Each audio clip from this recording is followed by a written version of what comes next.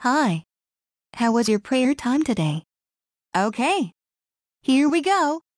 This is the Bible reading for July 21st from the One Year Bible for Kids Challenge Edition. Jesus! And the Pharisees.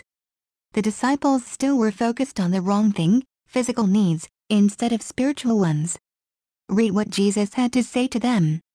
Matthew 16:1-12. Leaders demand a miraculous sign.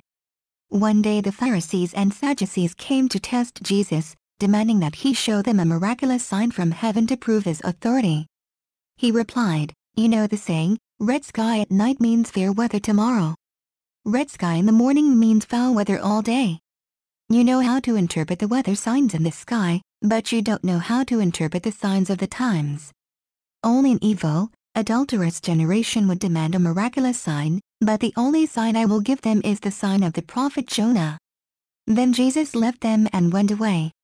East of the Pharisees and Sadducees. Later, after they crossed to the other side of the lake, the disciples discovered they had forgotten to bring any bread. "Watch out!" Jesus warned them. "Beware of the yeast of the Pharisees and Sadducees." At this they began to argue with each other because they hadn't brought any bread.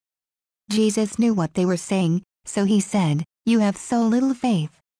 Why are you arguing with each other about having no bread? Don't you understand even yet?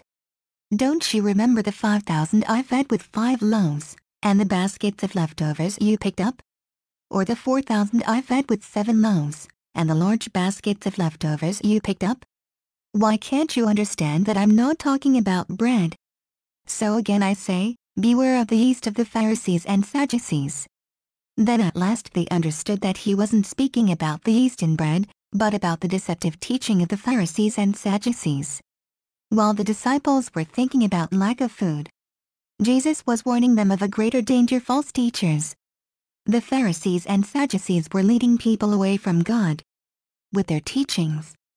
Jesus wanted his disciples to be aware of these false teachers. Today there still are leaders who teach things that are against God's laws. We need to be careful not to listen to them. Make sure you are listening to those who teach what the Bible says. Jeremiah 23:16. This is what the Lord of Heaven's armies says to his people. Do not listen to these prophets when they prophesy to you, filling you with futile hopes. They are making up everything they say. They do not speak for the Lord. And that's our Bible reading for today. Okay. Bye.